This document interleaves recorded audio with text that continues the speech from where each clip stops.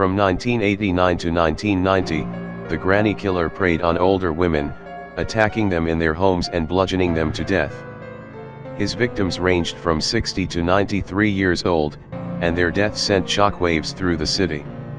The granny killer was finally caught when one of his would-be victims fought back and alerted the police. He was later identified as John Wayne Glover, a 57-year-old man with no criminal record. To this day, Glover's motive for the killing remains a mystery. Did a desire for power or attention drive him? Or was he simply a sadistic sociopath who enjoyed inflicting pain? Glover killed 6, believed to be 13 in all, elderly women in Australia. He would approach them on the street and strike them on the head with a hammer or another blunt object.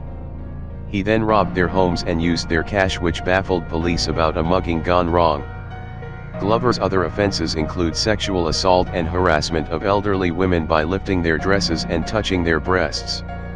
Glover was arrested in 1990 and sentenced to life in prison, where he died by suicide in 2005.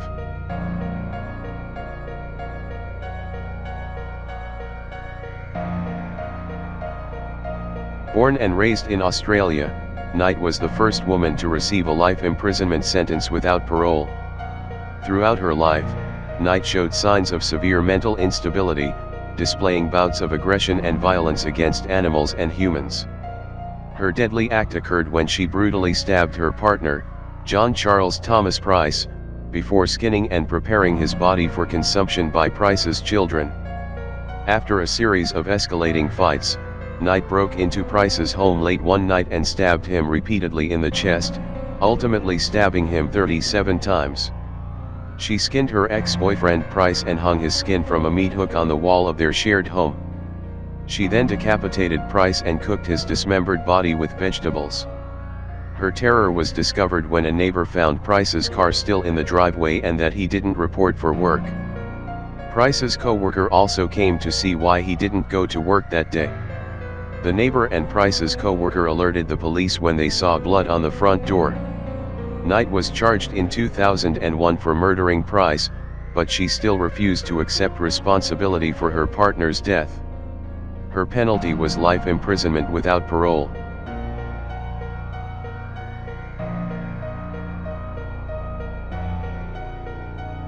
Matthew Wayne de Gruchy was a brutal and violent 18-year-old serial killer who stunned Australia in 1996 with his vicious bludgeoning attack on his mother and siblings.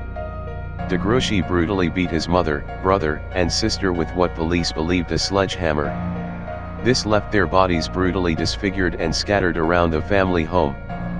His mother, Jennifer de Gruchy, had her head badly beaten that it was unrecognizable, and her brains were bashed out of her skull. His sister was in the bedroom listening to music when he attacked. And finally, his brother had been struck during the woodwork of a chair, about 20 to 30 times in the head and neck.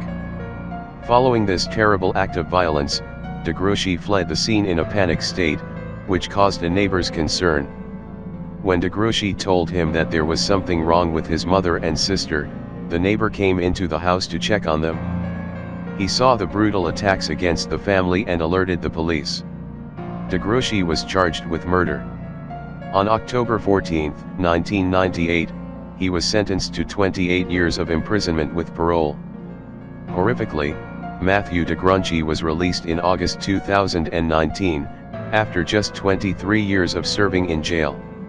A condition of his parole is that he not enter the Illawarra and Shoalhaven areas.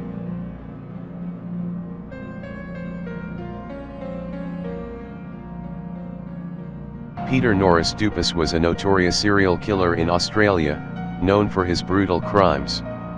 Throughout 3 life sentences, he committed numerous murders, targeting vulnerable women who he would often torture and mutilate before killing. He was especially infamous for removing the breasts of his victims as part of what police believed to be a disturbing fetish. DUPAS was also a habitual offender, with many incidents of sexual assault and other serious crimes on his record. Despite numerous attempts to prevent him from attacking again, he never showed remorse or compunction for his terrible deeds. In the end, DUPAS met a just fate when he received 3 life sentences without parole and was taken off the streets forever.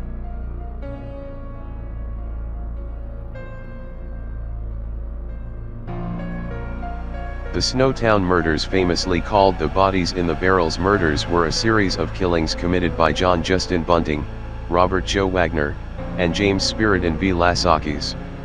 Mark Hayden, a fourth perpetrator, was found guilty of assisting in the disposal of the corpses.